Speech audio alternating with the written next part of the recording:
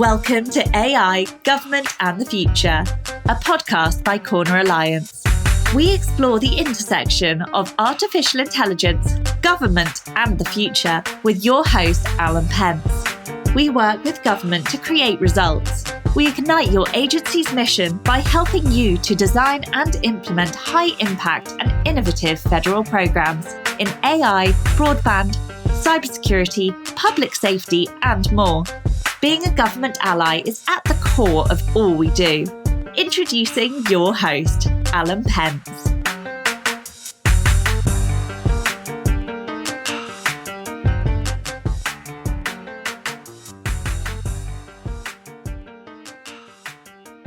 Today we are joined by Mark Abbott, who is the founder of 90.io. My company is a user of that software, so go check it out. We love it.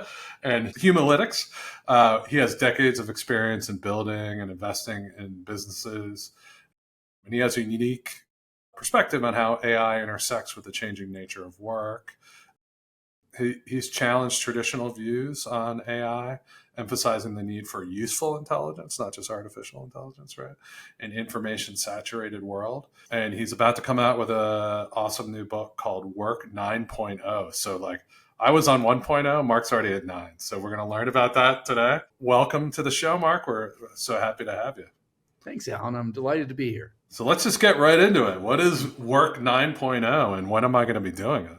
So we're coming out of the seventh age of work, which is the age of information. And we all know how we got there, right? It's been a long journey, but each of the prior ages contributed to, what I call useful information, right? Which is information that sort of stands the test of time and information that evolves to make life better. So I'm very optimistic. I've listened to a bunch of your podcasts. I know you've had a number of people on the show who are optimistic, and so count me as one of those people, right? But the problem with the current age, or age 7.0, was that we're all just overwhelmed with information. There's just so much out there, and it's almost like there's an information war, right? Misinformation, malinformation. But what we do know, there's just extraordinary amount of information that's out there, and we're overwhelmed by it. We don't know, friend or foe. It's clearly challenging a lot of the traditional, sort of hierarchies, specifically, status-based hierarchies. And it's challenging, obviously a lot of the traditional business models, whether it's media, as an example. It's also challenging governments right now. So huge amount of information.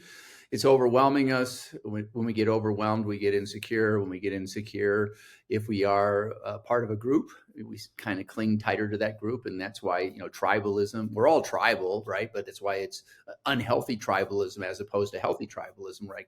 Our tribe's helping yours. So we went into the seventh age, got all this access to all this, information, some of it useful, some of it not so useful. And I believe that COVID plus generative AI is transitioning, helping us move into the next age, which I call the age of understanding. So that's the eighth age, right? Where it's like, hey, let's really understand what the heck all this information is doing for us and to us. And really, let's focus on finding the useful information, the signal, inside of the noise, as a lot of people refer to it, right? I don't know how long we're going to be in this age, but the ages tend to get shorter and tighter. But we're in this age, I think, now where we're going to start really trying to understand what the heck, is all this information is, what's useful, what's not so useful, right? And you see the pendulum swinging a little bit right now, in terms of the peer group, research, you're seeing that come under pressure right now. People are saying, well, wait a second, is this, all these studies, are they, especially behavioral studies, right? Are they, were those accurate or not? And so there's lots of stuff that I think is appropriately being questioned as we move into this age of understanding.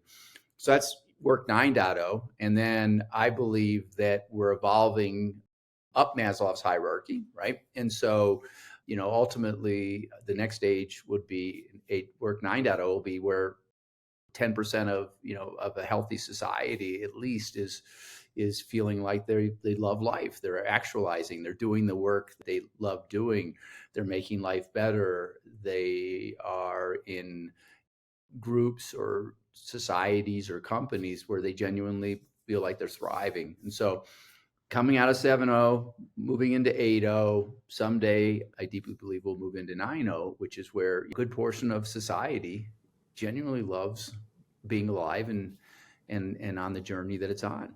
Interesting. So take us on a quick tour of work 1 through 6, I guess. Before the first age of work, is sort of the hunter-gatherers, right? And everybody's nomadic, and that goes back 20,000 years. Then you move into the so see if I can get this all right. So then you move into the agrarian age, right, where we now have some tools, right, that help us plow the earth. And help us create crops and really start, that's the beginning of when we move from being sort of nomadic to settling down. So that's the second age of work. And then, it's during that age of work where we because we've settled down, because we actually create enough food to take care of us and others, that we didn't have to work all day long, just making sure that we had food and water, and we're moving from place to place to place. And so, it's during that second age where you start to see people really, contemplating things, the Socrates, the Platos, the Aristotles, right? Where we start to have enough time to think about thinking and things like that. So that's the second age. Let's see if I can get all this right, bud. And then we move into the next stage, which is really the sort of the beginning of the industrial age, right? Which is the invention of the steam engine, and obviously turning the loom into a mechanically driven thing so that we could produce more and more clothing. And as you move into each of these ages, it does threaten some of the status quo, right? So obviously we know about in the 16th and the 17th and 1800s when, all this stuff started to come about, all this innovation started to come about. It threatened the guilds, as an example. There's always tension as we move through these transitions. So that's the third age, right? And then the fourth age would be when we start to move into industrialization, right? Where we're factories and things like that. And then the fifth age would be the microprocessor. And then the sixth age would be sort of the beginning of the internet. That's sort of the beginning of the internet. But then the seventh age obviously is at what point did we start to have all of us have all this access to basically almost all the knowledge in the world. So it's sort of like the cloud almost a little bit, right? Exactly. And so it sounds like each age, a couple of things there. One, transition is driven by technology. Mostly, yes. Right. The advancement of useful information. And then two, cycles shortening, like the time length between cycles. Yep. So there's some kind of like compounding effect there, obviously, of the technology, right? Yep. And then three was a disruption, right? Yep. But ultimately, each phase leads to greater human well-being and larger population, right? I mean, as well. Yeah. Although that might be changing now, I don't know. But well, it is. The statistics are pretty clear that's short of someone introducing some new technology to make it easy to replace populations, which is not a thing that I don't think about, right? So I said differently, it's a thing I do think about, right? But yeah, I mean, we know that a lot of the world is now actually experiencing negative population growth. They're predicting by the end of this that we'll cap out at, I forget the numbers off the top of my head, but we'll cap out at 8 or so billion, and it'll start to actually go the opposite direction, which is not necessarily a bad thing. Once again, you go back to what is this all about, and ultimately, I think we're evolving to make life better and better and better for a larger and larger percentage of humanity. Right. And to some extent, I guess there's a debate on that transition to agriculture. Was that actually a good thing for humans? And I think there's quite a bit of debate among anthropologists and people. So it does seem like we've been moving in an upward direction, but I guess there is some possibility that one age could lead to another age that wouldn't be as beneficial to humans. So I'm an optimist. I believe that evolution is simply the incessant and unrelenting stacking of useful information. Over the long run, we're making life better. There's cyclical attributes to history, and then we stack and we learn, and we stack and we learn, and when I say stacking, it goes actually in both directions, right? It's interpolation and extrapolation of things that we know to create more useful information, get rid of stuff that maybe we thought was smart that isn't smart, like using leeches to take out blood for the most part, right? That still actually has some benefit. There's still some uses for leeches in that regard, but it's very, very specific now, right? So, but yeah, we're stacking and interpolating and extrapolating and create, continuing to evolve useful information. And if you stand back and you look at, I don't care, 10, 15 different look at life through 10, 15 different lenses, literacy, percentage of children that actually make it to adulthood, on and on and on. Life's gotten a heck of a lot better for the average person across the world, across history. You're kind of relating this also to you referenced Maslow's hierarchy of needs, which is going from the need to eat, then to have shelter, and each one stacked, and ultimately goes to self-actualization. So that sort of the work ages almost mimic that to some extent, I guess, right? They do. Right. So what exactly, right? Which, if you look at Maslow's hierarchy of needs, and if we were to do this, and I actually have tried to do the research, and it's not easy. And maybe with ChatGPT, it's easier, but I've struggled with it. What percentage of humanity is each of those 5 levels? Part of my mission, right? My personal mission is to drive up the average over the next 10 years. Yeah. And so that's an interesting concept as well. Something I haven't heard. So you're seeing, there's a continuum of whatever it is, well-being, or where somebody is on the scale. Yeah. And I think you're careful to say, not everyone's going to go into self-actualization all at once, right? There are going to be a lot of laggards, but as long as the vanguard keeps advancing, then the others kind of move behind that, right? If you talk about the average person on the planet right now, we're actually going backwards. There's a statistic that in the last 20 years, the percentage of humans that live within a totalitarian-based regime versus a relatively free country has gone from 46% lived under totalitarian or authoritarian regime to 72% in the last 20 years. And it's not a very good statistic, obviously, right? And the average well-being of an individual in a free society versus an authoritarian society, is fundamentally different, right? Because you're dependent upon someone else. You don't have access to all of the unalienable rights that the founders of the United States, sought to give. The vast majority of the citizens back then, and obviously we know we didn't start the best in terms of making sure every single citizen had had their full unalienable rights. But they tried, right, to create a society that respected rights. Although some of that could be a reclassification of India or something, because if you're talking 72 or 75% being totalitarian, that would have to take into account India, right? And I get people don't love Modi, but not quite sure it's totalitarian. And I'm not even sure. Maybe that's part of what they're pushing in that category. But if you look at it, there's a lot more than just one country that's moved into that category in the last 20 years. Yeah, and so let's go back. So you had mentioned, now leaving this information age, or the 7.0, and you had talked about this overwhelming amount of information and the impact on government. And since we focus on government here, we'll take that. How do you see that affecting government? What does that mean, the overwhelming information, and how does that impact that sector?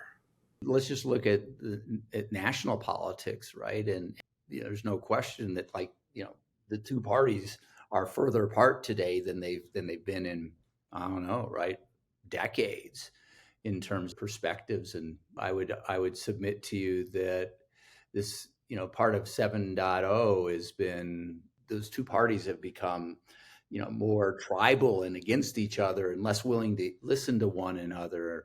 and sort of, standing off hard against each other. And I look at it through the lens of, it's interesting, right? So one of the other things I write a lot about is trust. And I believe that, there are three dimensions to trust. There's character, there's competency, and there's connections. And connections is, the most interesting one because it's values and it's goals and it's interests and agreements and, rules and regulations and stuff like that, right? I would submit that right now, when it comes to these two parties, connection's more important than competency and character. And which is like, how does information drive that tribalism? I think it makes us insecure collectively. And so we tend to, when we're insecure, we tend to, to sort of grab our group and cling to our group's perspective.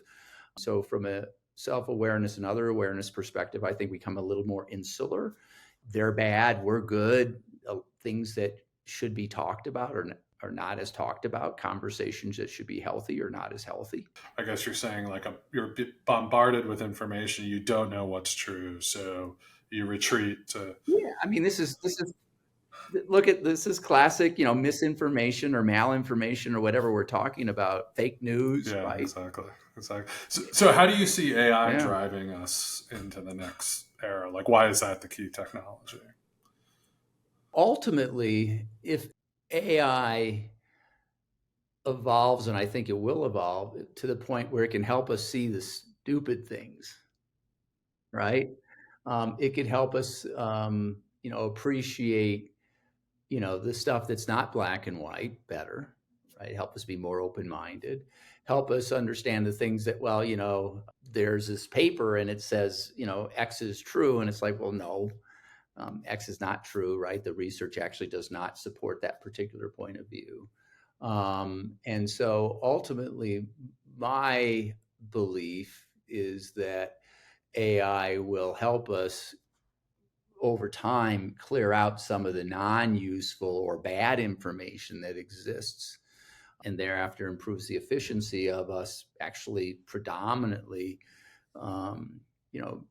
making decisions and having conversations around relatively useful information, as opposed to having some weird point of view that may support someone's narrative, but it's actually, if you really drill into it, not useful. It's again, as you said, you're an optimist. So many people in this field think exactly the opposite. I think it will create more mal and disinformation at scale, right? So how do you answer that criticism?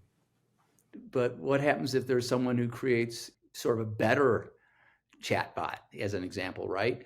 Ultimately, 95% of people are generally good people, right? Yes, there's, we can have a debate whether 1, 2, 3, 4, or 5% of humans are, sort of wired to be antisocial, whether it's a sociopath or a psychopath. But there's no question that, a percentage of humans are not necessarily super kind and good people. I think you are going to have AI that's doing everything it can to be as useful and helpful as possible. And then, there's probably AI out there that's going to be, the antithesis of that. But I go back to, over time, I believe you've got 7 billion years worth of data that shows that there's a stacking of useful information and that it evolves for the better. And 20,000 years of human information that tends to support the same broader perspective. So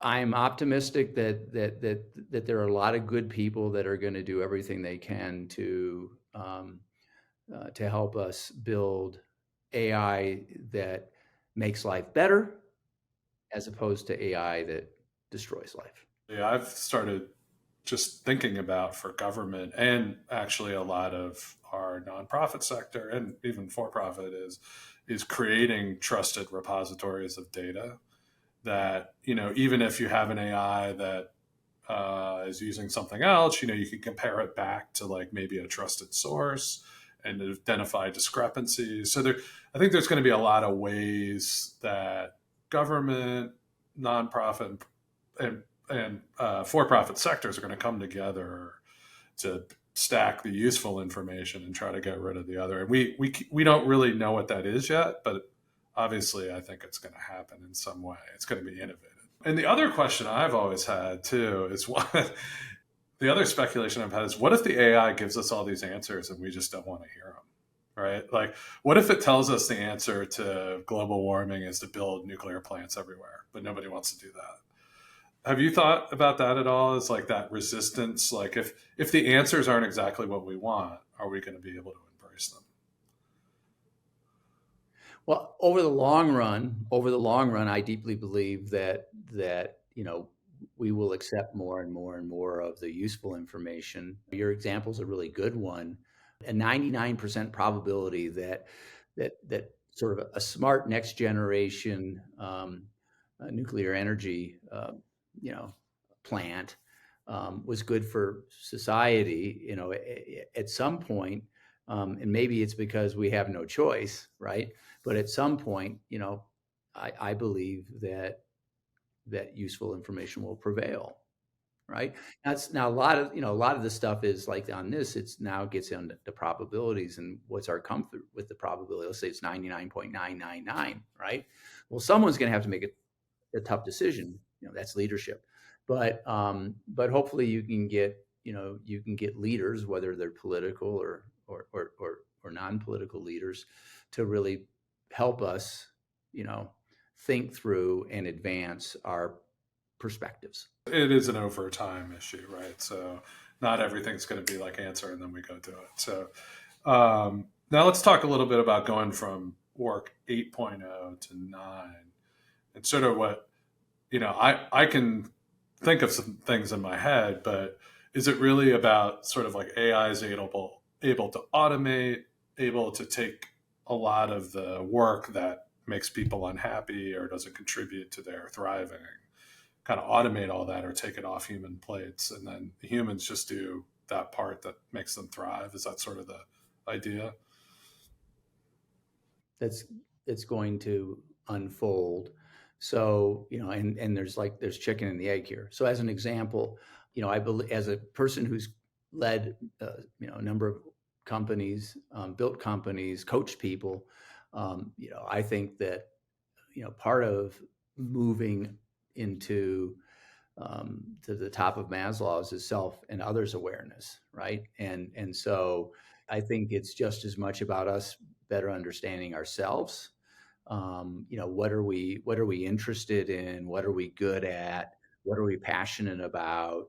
What kind of groups are most healthy for us, right? What types of how's our relationship? I talk about we have 7 types of relationships as humans, right? And so we have relationships with stuff, right? We have relationship with ourselves. We have relationships with groups. We have relationships with ideas. We have relationships with time, which is a really interesting one, right? We have a relationship with the universe, groups, and others, right? And so ultimately, when you get towards the top, you have high trust relationships with all of these types, right? And to do that, a relationship by definition is a two-way thing. And one of them is with yourself, right? So just becoming more at peace with who you are and where you are in life's journey and how you matter, and to feel like you're continually to grow, find yourself healthily challenged with the problems that you're taking on, which is how you matter, right? And so I think it's a combination of the AI helping ourselves, right, understand ourselves better.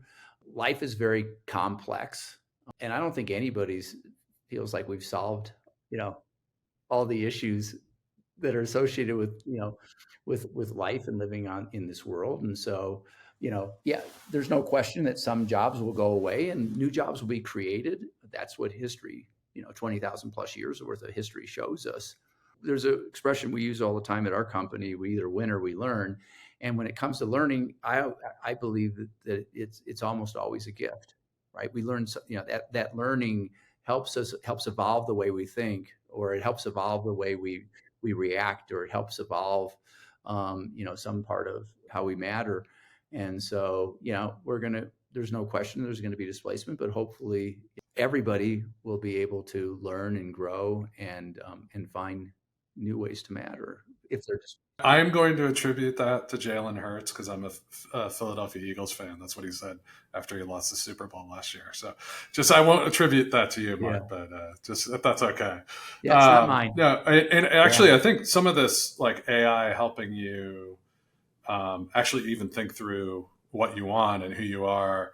You see some, like, I think Pi is sort of targeted toward this, right? Like you see some initial experiments with personal assistants and things like that that are actually like, oh, so you're saying this, did you mean this way or that way? It's interesting to see that kind of develop. Like I say, it's self and others awareness, right? So we use several tools in our company. We have 3 actually. Appreciate each other, whether you're a high fact finder or a low fact finder. That's a thing called Colby, and we use a version of Myers-Briggs that's produced by Type Coach that helps us understand, thinkers versus feelers and sensors versus, intuitives and things like that. And we also, have a sense for one another's motivations. And I think, we're virtual, so all of our numbers and our letters are on our names whenever we're doing Zoom calls, as an example. And so we're aware of I think we're pretty good at being aware of the other person and working with them. And they do the same for us. As an example, when you're dealing with an issue, it's much healthier to attack it from the feelings perspective first, right? And then attack it from the logical, right? And so, that yin yang part of who we are, but some of us are much more logical and some of us are much more feeling oriented. And we understand this stuff. And so it's, obviously some will understand it more than others, but, just that self and others awareness component is crucial when you're working with people. Yeah, well, maybe the AI would zap me when I try to solve my wife's problem instead of listening to her. That would be helpful. I could use that.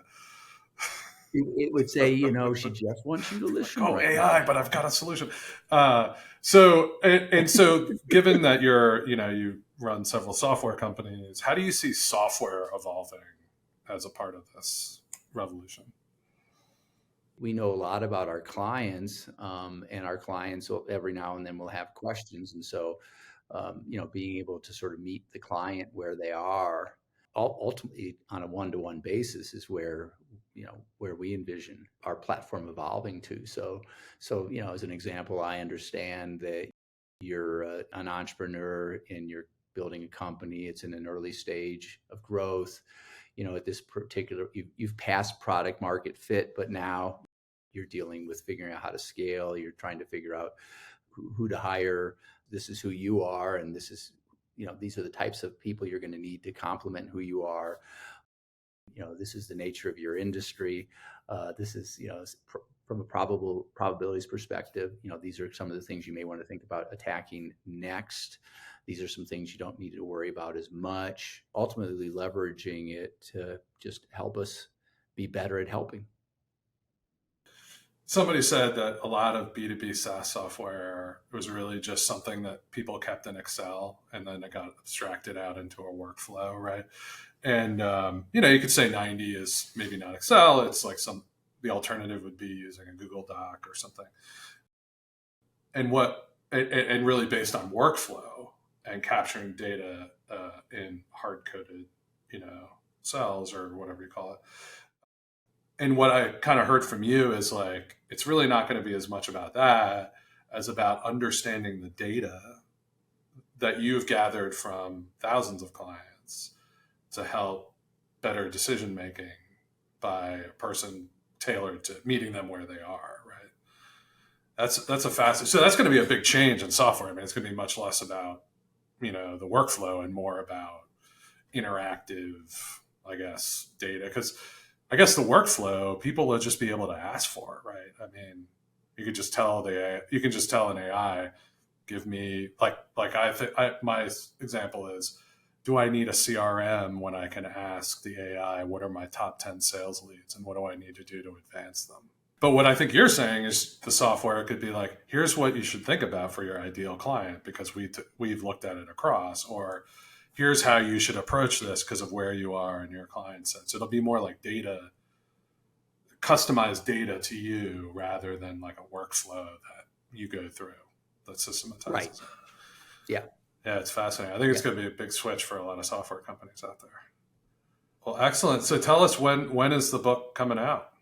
First quarter is the goal right now. There's still some, some work being done on it,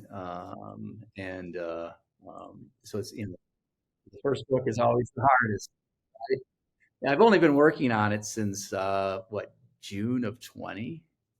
Did you use ChatGPT at all? Like I guess it was only came up toward the end. But. Used it for some of the research on sort of describing how useful information's evolved during each of the ages. It was underwhelming what it did for me. I was hoping it would be a little bit stronger there, but it did provide some good stuff. Well, We'll look forward to the book. Look for it. Yeah. Work 9.0, I guess is the title for now. Do you have a subtitle yet, or is that to come? I do. I don't have it in mind. You had the ages. You got all the ages, but not the subtitle. But we'll get there. Yeah. But excellent. Yeah. Well, Mark, so great to have you on. Like it's awesome to hear your vision of where things are going, and it's great to hear that optimism after a lot of the doomer stuff. I talked to the EU regulator earlier today, so this feels a lot better. So thank you very much. Yeah, the evolution is on our side. I agree. All right, Mark.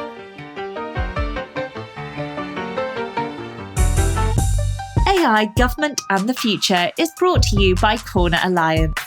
To find out more about Corner Alliance and how we work with government to create results, visit our website at corneralliance.com. And then make sure to search for AI Government Future in Apple Podcasts, Spotify and Google Podcasts, or anywhere else podcasts are found.